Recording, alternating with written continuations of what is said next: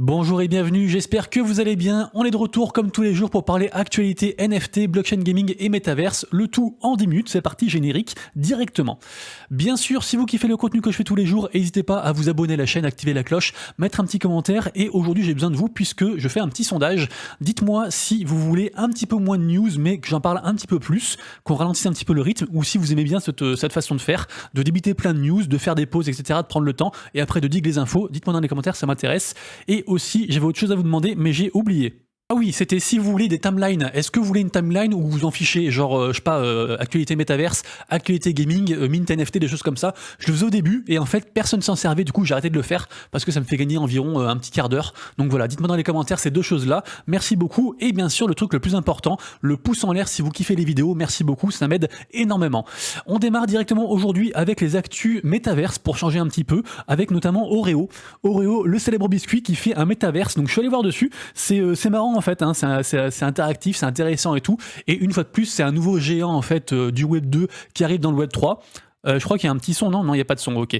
Et voilà, si jamais je vous ai mis le métaverse ici, ça marche plus parce que ça fait 10 minutes que j'ai préparé la vidéo, si ça marche.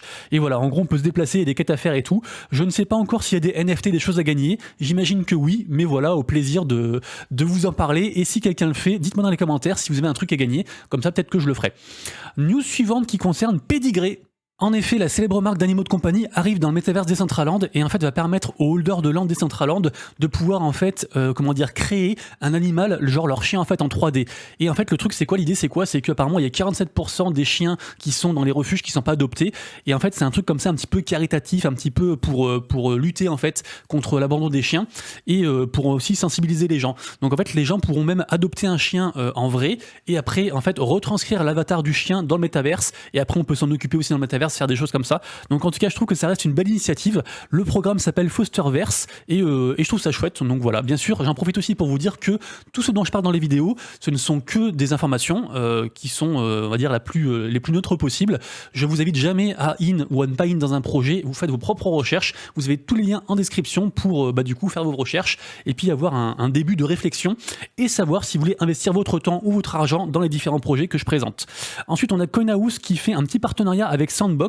C'est très intéressant parce que Coinhouse effectivement c'est une très grosse boîte et en fait le partenariat vise à onboard plus de gens dans le métaverse en fait, à aider les gens, à aider les entreprises Web 2 et Web 3 qui veulent s'investir dans Sandbox. Donc très intéressant pour Sandbox qui continue du coup à cartonner.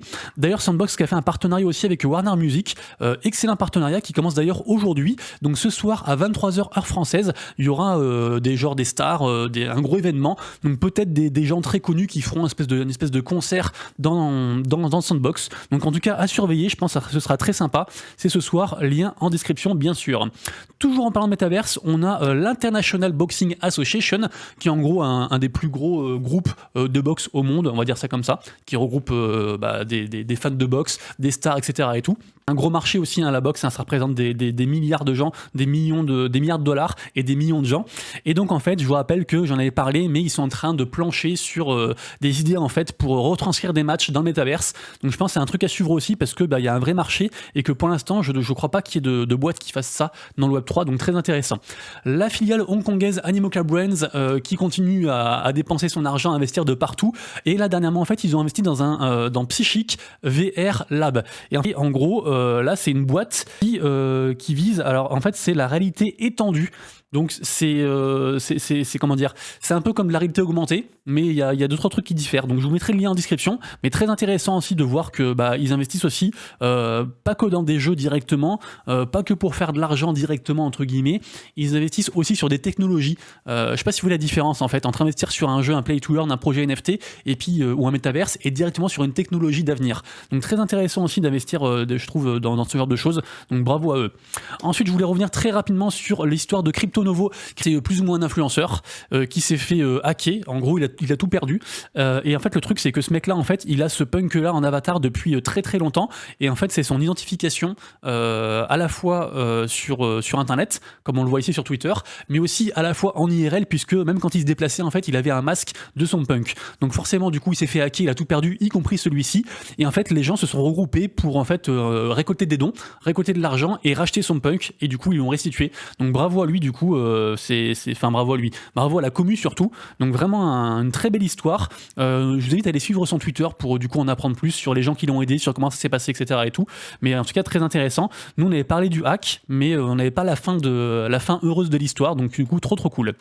Gabriel Layden, le mec qui est derrière, donc Digadaku, Limit Break, etc. et tout. Je vous rappelle, j'en parle tous les jours, donc je pense que vous connaissez maintenant. En tout cas, la date est bien arrêtée, donc au 12 février. Je vous l'ai déjà dit hier, ça, mais ce que je vous avais pas dit, c'est que j'ai appris ça après dans le tweet d'aujourd'hui, c'est qu'apparemment aujourd'hui, quelque part dans la journée aujourd'hui, en fait, il y aura une façon de gagner des whitelists pour la collection Dragon. Donc la collection Dragon, la collection qui sera du coup mintée lors du Super Bowl, donc dans environ 20 jours. Donc je pense qu'il faudra bien checker du coup leur réseau, à la fois le sien à lui, et à la fois le compte Twitter aussi de Digadaku. Par notre news du métaverse, j'aurais dû la mettre avec l'autre du coup, mais bon, c'est pas grave. En gros, on a Blueberry qui a levé 6 millions de dollars pour faire la House of Blueberry, qui est en gros leur métaverse. Donc pour l'instant, on sait pas trop de choses là-dessus, mais juste on sait qu'ils arrivent en force dessus. De toute façon, moi je pense que d'ici 2024 en fait, il y aura quasiment aucune des grosses boîtes que tout le monde connaît, les boîtes on va dire mainstream, qui ne sera pas dans le métaverse, ou en tout cas qui aura pas un pied au moins dans le Web3. Donc toujours pareil, c'est truc à surveiller. L'actu suivante est une actu artistique. Artblock annonce un partenariat officiel avec Bright Moments. En gros, l'idée c'est quoi? C'est d'associer deux boîtes, une physique et une plutôt digitale, et de pouvoir en fait à la fois donner aux gens l'opportunité de minter une œuvre d'art donc sur la toile et aussi sur la blockchain et aussi en fait en physique.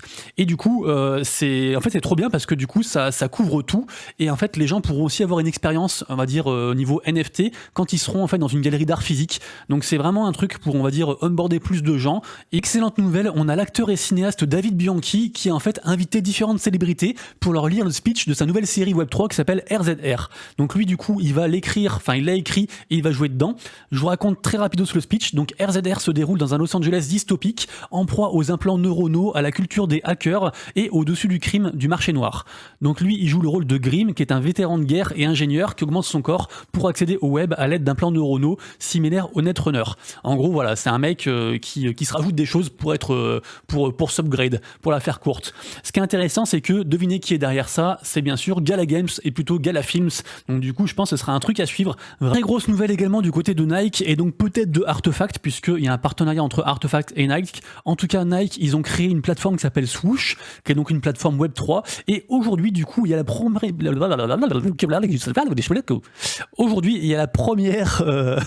première création du coup virtuelle de Nike sur du coup leur site Swoosh. Donc je sais pas s'il y a l'heure, non il n'y a pas l'heure, mais en tout cas c'est aujourd'hui, donc il faudra se tenir au courant. Et petite info anecdotique, on a une collection basée sur le thème de Mardi Gras qui va arriver, qui sera faite par une IA, et en gros l'idée c'est quoi? C'est qu'il y aura 5000 NFT et les holders vont pouvoir avoir des avantages IRL, ce sera un peu des sortes de cartes VIP, on va dire ça comme ça, et genre ils pourront avoir de la nourriture, avoir accès à des toilettes, des trucs comme ça, donc voilà, très intéressant. Vous allez en entendre parler partout, la VCon arrive, ce sera donc le 18-20 mai 2023 à Indianapolis, et de toute façon, même si on est en France, on va voir des trucs de partout, puisque c'est une rencontre majeure du monde des NFT en fait, c'est un truc de fou, c'est donc l'événement évidemment de Gary Vee avec les VeeFriends, donc voilà, événement business, innovation, technologie, marketing et pop culture, ce sera un truc de fou, il y aura sûrement des collections NFT, des trucs en lien avec ça, donc il faudra suivre ça, de toute façon je vous redirai un petit peu avant, mais c'était juste pour vous rappeler que ça arrive très très vite. Petit aperçu du Solana d'App Store qui va arriver en même temps que le téléphone mobile Solana. Je vous rappelle qu'on peut déjà précommander ce téléphone-là. Moi, j'en prendrai pas. Il faut mettre 100 balles si jamais. Mais voilà, en tout cas, article très intéressant qui a été beaucoup plébiscité par la communauté Twitter. Et en fait, il parle un petit peu de tout ce qui s'y passe, des fees, de comment c'est géré et tout. Donc très intéressant en tout cas. Terrell Jones, qui c'est un artiste qui a fait à la fois le buzz et à la fois le bad buzz, puisque en fait, il a fait une collection. J'en avais parlé, je crois, avant-hier. D'ailleurs, je voulais la minter et en fait, il y a que des bots qui ont minté le truc. En gros, il a fait une collection à 0,25 ETH. Il y avait 300 spots, tout a été pris par des bots et le truc a fait, le floor price a doublé à 0,50, et juste dans la foulée il a dit je refais une autre collection avec pareil aussi je crois 0,25, enfin en fait il a un peu craqué, et les gens et en plus il a rajouté genre ouais c'est que pour l'art, c'est pas pour l'argent et tout machin, si vous achetez ça c'est que vous aimez bien l'art et tout, bref il s'est fait fût d'un max parce que pour $, du coup il brasse beaucoup d'argent en très peu de temps, sans de réelles explications comme ça. Du coup après il a dit écoutez, si vous êtes pas content on reporte la collection. Après je sais pas quoi, il a voulu baisser le prix, après il l'a reporté machin, et du coup après il a dit bah en gros je me barre. Je sais plus ce qu'il a sorti, mais il a dit genre je pars un petit peu faire un tour et genre, je verrai plus tard ou quoi. Donc bon, après peut-être que c'est un artiste que du coup comme beaucoup d'artistes il peut être on va dire sensible. Et donc voilà, Terrell Jones, je ne sais pas trop quoi en penser pour l'instant, même si ça reste un grand nom du monde des NFT d'art. Affaire à suivre bien entendu. On passe ensuite au niveau des collections à surveiller, et je sais pas si je vous l'ai dit mais je crois pas, à la fin de la vidéo je vous emmène en vacances et je vous montre aussi un super jeu qui pour le coup est vraiment un jeu, donc du coup restez bien jusqu'au bout de la vidéo. Donc au niveau des collections à surveiller, pas mal de choses à dire puisque pas mal de volumes, notamment sur les Seware Pass, c'est vraiment un délire. Donc le pass pour jouer à Dookie Dash, hein, le jeu des Bored Ape, qui était, vraiment je suis dégoûté parce que comme je vous l'ai dit pas mal de fois, j'étais en train d'en acheter un à quasiment 1 ETH, il m'est passé sous le nez et là ils sont quasiment à 3 ETH les passes, donc incroyable ce qui se... Il y a plein de rumeurs, les gens disent que peut-être que ce pass sera, on va dire, la troisième collection NFT type Bored Ape, genre les mutants, les Bored Ape, les mutants, du coup cette collection-ci, et après bien sûr les Kennel, les Mibit et tous les autres trucs de l'écosystème, mais ce serait la troisième collection comme ça qui ferait minter. Donc très intéressant du coup ces Seware Pass, pour moi c'est hors de prix, mais forcément on est obligé d'en parler. Hier donc il y avait le mine des Toshis, malheureusement une guerre des gaz a éclaté. Guerre des gaz, c'est quand en fait il y a trop de monde qui veut faire des transactions et du coup en fait les frais de gaz explosent, et notamment en fait pour minter c'était alors de tête c'était 0,03 je crois, 0,036 le prix du mint, mais par contre il y avait quasiment 0,1 ETH de frais en fait pour pouvoir minter le truc. Alors c'était quand même worse puisque là ça se vend à 0,23 au niveau du floor price, et voilà, moi du coup je suis pas dessus, mais en tout cas voilà, ça fait pas mal parler et ça a fait découvrir un petit peu la guerre des gaz à des gens qui connaissaient pas forcément ce truc là. Si jamais vous voulez l'éviter et que vous voulez acheter au secondary, ce qui est pas mal c'est de faire des offres ici là en WTH, c'est de faire des offres en fait avant que la guerre des gaz arrive. Donc là le mint était genre à 15h, donc genre à 14h vous faites une offre à différents prix et comme ça en fait vous pouvez passer outre, surtout qu'en fait quand les gens achètent sur OpenSea par rapport à une offre, moi là, imaginons j'ai un Toshis et je le vends maintenant, donc là je peux le vendre directement à quelqu'un qui l'achète à 0,2151 directement, et ben en fait c'est moi qui vais payer les frais de gaz en fait. Par contre si je suis vendeur, il faut que je mette mon NFT en vente, comme ça il faut pas que j'achète une vente en direct, parce que du coup en faisant comme ça c'est l'acheteur qui va payer les frais de gaz. Je sais pas si vous voyez le truc, du coup on peut économiser les frais de gaz comme ça d'un côté ou de l'autre si on n'est pas trop pressé. En fait c'est ça l'idée, c'est que quand vous êtes pressé c'est vous qui payez les frais de gaz, et quand vous n'êtes pas pressé, et ben c'est les autres qui payent pour vous. Ensuite Captains, il y a eu une partie du reveal, donc on sait quelle race on a, évidemment du coup tous les humains, vu que c'est genre 80% des trucs ou 90% je sais plus, c'est des humains, donc forcément ça coûte moins cher, du coup le floor price a drop, donc il est descendu assez bas. Là ça peut être un bon point d'entrée aux alentours de 3,7 en faisant une offre WETH, ça peut être intéressant. En tout cas ça reste un très gros projet et ça brasse encore pas mal de volume évidemment.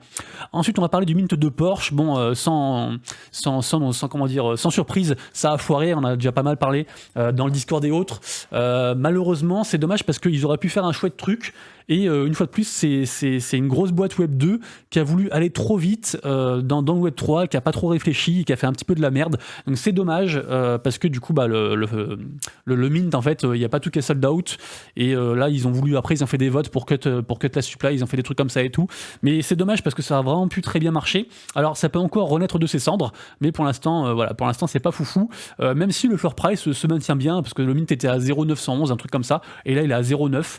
End of Satoshi, j'en ai parlé pas mal de fois, moi j'en avais une dizaine, d'ailleurs j'en avais laissé à pas mal vers entre 0,10 et 0,12 parce que c'est bien monté. En fait qu'est-ce qui s'est passé sur cette collection-ci, comme je vous l'avais annoncé, en fait cette collection est votre laissez-passer pour plein de free mints qui vont arriver, donc ça a été du coup concrétisé. Donc Satoshi a dit que les holders de ces NFT là en fait ils auraient au fur et à mesure du temps ils auraient en fait différents snapshots, et qu'en fait ils pourraient accéder à différents free mints d'artistes connus. Ce qui est intéressant c'est que le premier artiste a été révélé, il s'agit de Patrick Amadon, qui est quand même un mec super connu, qui est suivi par quasiment 50 000 personnes, et du coup bah forcément suite à l'annonce le floor price qui était pas mal retombé, parce qu'en fait si vous voulez le snapshot pour cette collection-ci a déjà été fait, et en fait à la base il avait tweeté, il avait dit snapshot effectué, du coup les gens se sont dit bah le snapshot est fait donc je revends, du coup ça s'était écroulé genre à 0,04, et après il a dit mais en fait il y aura plein de snapshots, et du coup ça a re-explosé. avec du coup en plus la révélation de cet artiste-là. Donc vraiment un projet à suivre. Moi je pense même que je vais même en re-racheter parce que pour moi du coup sur le très long terme en fait avoir des free drops comme ça d'artistes connus, c'est trop bien. Donc voilà, du coup je serai dessus.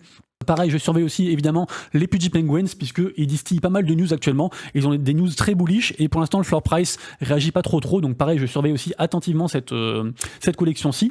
On reparle des Chaballons puisque Chris a dévoilé un peu plus de choses par rapport aux Chaballons, notamment sur les mécaniques de burn et tout ça, et que je trouve que le prix a pas mal drop.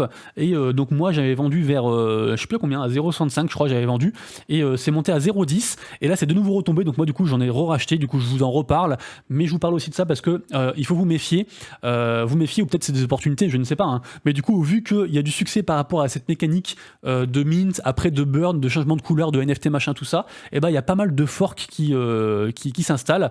D'ailleurs j'en ai pas acheté, mais bon j'aurais peut-être dû en acheter. C'était à 0,08 ce matin quand j'ai regardé. Du coup voilà, on a des forks de trucs comme ça qui arrivent. Je vais quand même faire un petit refresh. Là il y a une espèce de méta, comme je vous l'ai dit l'autre jour sur Manifold. En gros les gens ils mintent sur des open editions et après on peut burn les trucs. Enfin il y a un petit mouvement comme ça qui est en train de se créer, qui marche pas mal. Donc il y a sûrement de l'argent à se faire pour ceux qui veulent faire de l'argent, ou sinon des bons projets qui vont émerger comme ça, qui vont réussir à sortir du lot. Donc en tout cas c'est très intéressant de voir ça, et on voit qu'il y a un petit regain au niveau artistique sur les NFT. Donc il a toujours été là, mais là il devient un peu plus mainstream en fait, parce que en fait ça attire les gens, ce genre de mécanique un peu innovante. Donc très intéressant, très sympa.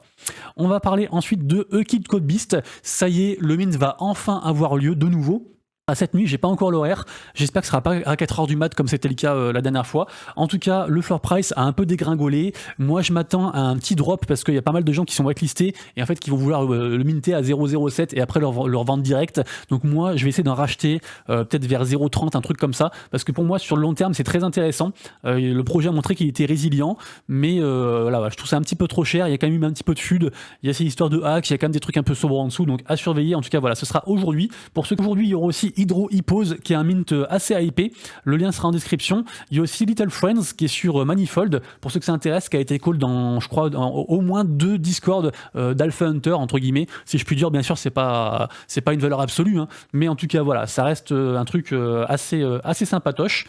Aujourd'hui aussi également il y a aussi un mint, non pardon c'est demain ça, demain il y aura un free mint en partenariat avec Magic Eden. Donc c'est un free mint de Super Duper Secret. Alors je me suis pas encore trop renseigné dessus, j'ai vu ça ce matin sur le compte Twitter de Magic Eden, donc je sais pas s'il faut avoir une whitelist ou autre, mais en tout cas voilà, demain il y aura un free mint qui est donc supporté, qui est en partenariat avec Magic Eden, donc qui devrait du coup marcher j'imagine. Aujourd'hui il y a aussi le mint de Shadow of the Ninja qui est un tout petit mint, mais j'ai la chance d'être whitelisté. J'avais fait une raffle sur Alphabot ou sur Premint je crois, je sais plus, Premint je crois, et donc j'ai gagné, et du coup je pense que je vais en minter, donc affaire à suivre. JT Gaming, on a le projet Fora qui va arriver, ce sera le 23 février. En gros on va pouvoir avoir des laissez-passer, enfin des passes pour avoir accès au jeu. À la base, je vous rappelle que la team du jeu, qui est une team, on va dire, assez costaud, ils voulaient faire un truc de fou, ils voulaient faire un MMORPG machin et tout. Au final, c'est un FPS. Ça a l'air intéressant. Moi, j'aurais pas le temps d'y jouer. De toute façon, j'ai le temps de jouer à aucun jeu, sauf peut-être du coup le jeu dont je vais vous parler à la fin. Mais en tout cas, voilà, ça reste un projet intéressant. Si vous voulez tester ça, du coup, n'hésitez pas, vous aurez le lien en description. Ensuite, une news concernant Polygon Gaming. Pardon, j'ai un cheveu dans la bouche, pas pourquoi. Trop bizarre. C'était un poil d'ailleurs. Paul de Huc, non pardon. Polygon Gaming qui nous fait un petit partenariat avec Fractal. Fractal, je vous rappelle qu'à la base, c'est une marketplace gaming sur Solana qui a été fondée par le cofondateur de Twitch. Il va du coup y avoir forcément des mints, il va y avoir pas mal de choses. C'est très intéressant ce qui se passe actuellement sur Polygon. Tout le monde va sur cet écosystème. Je pense que c'est un truc qu'il faut pas mettre de côté. C'est pas qu'une hype. Il y a vraiment beaucoup de gens qui bullent sur Polygon. Donc d'ailleurs sur Polygon, au niveau Polygon Gaming, sachez qu'il y a pas mal de projets qui du coup rentrent dans l'écosystème, qui s'affichent actuellement sous vos yeux. Donc il y aura du coup une campagne de tournoi du coup pour les promouvoir, notamment Avegochi. Il y aura aussi Chronos, il y aura aussi Evaverse aussi que j'aime beaucoup, Galaxy Fight aussi que j'aime beaucoup, enfin pas mal de projets aussi. Aussi pareil, Blast Royale, Champion Sessions, Aether, enfin que des projets assez lourds que j'aime beaucoup. Donc avis à vous, parce que souvent les tournois sont gratuits, et donc si vous êtes un bon gamer, vous pouvez gagner du coup NFT, crypto, argent des fois aussi, donc très intéressant. Et vraiment Polygon, il faut checker les news tous les jours, il se passe énormément de choses, c'est impressionnant. Gods Unchained qui me donne quelques stats, apparemment ils sont en train de tout exploser également eux aussi. Gods Unchained pareil, ils font des trucs énormes aussi, c'est vraiment à surveiller. Immutable X, ils ont le vent en poupe, je vous rappelle que c'est les mêmes devs, c'est la même équipe derrière Gods Unchained et Immutable X, et actuellement au niveau gaming, il se passe énormément de choses sur Immutable X et Polygon. C'est les deux trucs, voilà. Et sinon, c'est des applis mobiles, genre des trucs qui regroupent pas mal de jeux, tout ça, quoi. C'est un peu les trois méta différentes. Et le dernier jeu dont je vais vous parler, juste après, bien sûr, je continue le teasing, évidemment. Dernièrement, je vous ai parlé de House of Peak, un MMORPG très hypé, on pouvait se préenregistrer sur le Google Play et puis l'Apple Store. Et apparemment, c'est en train de cartonner. Enfin, il y a beaucoup de préinscrits. Je vous rappelle qu'au moment de release le jeu, il va aussi y avoir une collection de NFT, de 10 000 NFT. Donc, je pense que ça peut être intéressant de au moins se préenregistrer et puis de voir après ce qu'il en est, bien sûr. Je vous le disais il y a quelques instants sur Immutable X, il se passe pas mal de choses. Et là, en fait, on a l'ancienne équipe de Konami. Donc, Konami, pour moi, Konami, c'est Yu-Gi-Oh! Pour moi, dans ma tête. Mais en fait, c'est plein d'autres choses. Hein. C'est vraiment une boîte extraordinaire qui a fait énormément de choses pour le jeu, mais pas que. Donc, ils vont lancer un MMORPG qui s'appelle Search for Animera. Pour l'instant, on sait pas grand-chose sur la release, sur le prix, tout ça. Ce qui est sûr, c'est que donc ça va arriver. Ils planchent dessus et que ce sera un truc dans l'univers spatial. On pourra conquérir des planètes, faire des choses comme ça, mais vraiment je pense que Search for Animera, j'espère que ce sera un banger parce qu'il y a Konami derrière et que j'ai envie d'y croire, donc vraiment à se renseigner, à essayer de voir du coup quand ils ouvrent leurs réseaux sociaux pour rejoindre en early et tout, être dans les premiers, peut-être être OG et avoir des avantages sur les mines, c'est des choses comme ça, vraiment très intéressant. Et on finit la vidéo par deux choses. La première, c'est que Avalon, alors je crois que le vrai nom c'est Avalon the Druids. En gros, c'est quoi? C'est un jeu cross-chain sur Wax, Polygon et aussi la BNB. Moi je l'ai connu par Wax. L'équipe a bien voulu me filer un pass parce que pour jouer maintenant il faut des passes. En gros il y a différents passes genre Gold jusqu'à je crois Emerald et suivant notre pass en fait on peut jouer plus ou moins early et en fait pour moi ça a l'air énorme. J'ai pas encore joué au jeu mais j'ai mangé plein de contenu. J'ai regardé au moins 2 heures de vidéos de différents trucs et tout parce qu'en fait l'équipe aussi stream sur Twitch du coup leur contenu. Franchement ça m'a l'air super hypé et j'ai aussi un gars de la commu, il se reconnaîtra, il s'appelle Yo, qui était sur Blockchain Brawler aussi, que j'ai connu à l'époque, qui est un fan absolu du jeu et qui m'a dit vas-y on peut se faire une vie de fou, on peut construire des choses, on peut vivre limite dans le jeu, on peut devenir forgeron après monétiser le truc et tout machin, enfin il est vraiment à fond dedans. Je me suis bien renseigné parce que à la base j'avais très peur parce qu'en fait il faut télécharger un truc pour jouer au jeu et je déteste télécharger des choses, surtout quand il faut télécharger des choses sur un PC où j'ai un wallet dessus. Donc du coup j'ai fait plein de renseignements, je me suis vraiment renseigné tout ça, donc faites bien vos propres recherches. Mais voilà, le projet ça fait plus de 1 an qu'il build, qui produit des choses, qui parle, qui fait des spaces, enfin ça a l'air vraiment très carré, ça a l'air très qualitatif. Dédicace à Pof si regarde la vidéo. Et voilà, donc du coup je vais commencer à y jouer et sachez aussi qu'aujourd'hui ils font un drop de coffre et que dans ces coffres là en fait, je vous mettrai le lien en description, en général tous les liens, enfin tous les drops sur Wax, je les retrouve sur NFT Insider, j'aime beaucoup ce média. Et donc aujourd'hui à 20h UTC, donc 21h pour nous, il y aura des coffres rares qui peuvent inclure du coup des passes pour la bêta pour pouvoir jouer au jeu. Donc voilà, j'espère que ça vous a hypé. Moi j'aime beaucoup en tout cas ce projet et je vais y jouer. Puis je pense que je vous ferai un petit compte rendu régulièrement de ce projet là. J'ai juste très peur de passer trop de temps dessus, donc voilà, faudra se méfier.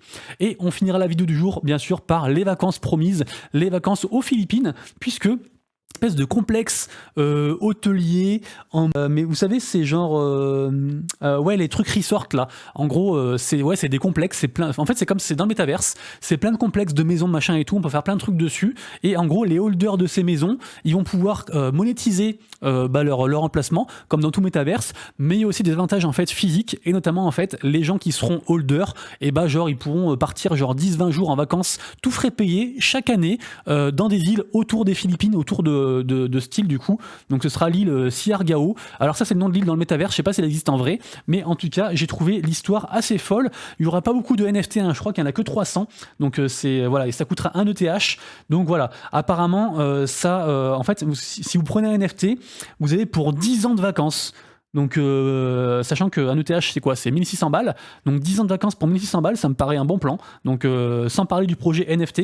Donc, vraiment très intéressant. Je pense que c'est vraiment un truc à digue. Bien sûr, on n'est jamais à l'abri d'un scam ou que ça se fasse mal ou que ça foire complètement. Mais vraiment un truc intéressant de partir en vacances grâce à un NFT. Ce serait grave cool. Donc, voilà. Les amis, j'espère que vous avez kiffé la vidéo du jour. Si c'est le cas, dites-le moi dans les commentaires. Mettez le petit pouce en l'air. N'hésitez pas sur les améliorations. Si les vidéos sont trop longues, si vous voulez que je change quelque chose ou quoi. Vraiment, c'est un contenu qui fait pour vous. À la base, je me suis lancé sur YouTube parce que en fait, je faisais mes recherches tous les matins et je me suis dit, en fait, personne ne le fait sur YouTube, donc j'exporte juste mon contenu brut sur YouTube pour aider les gens dans leur veille du Web3. Mais voilà, là, la chaîne a pris des belles proportions. Donc si vraiment vous trouvez qu'il faut changer des choses, qu'il faut améliorer des choses, n'hésitez pas. Et les amis, on se retrouve demain du coup pour la prochaine vidéo. Et d'ici là, bien sûr, prenez soin de vous, de proches et de vos lettres, c'est Monsieur Rabbit. Ciao.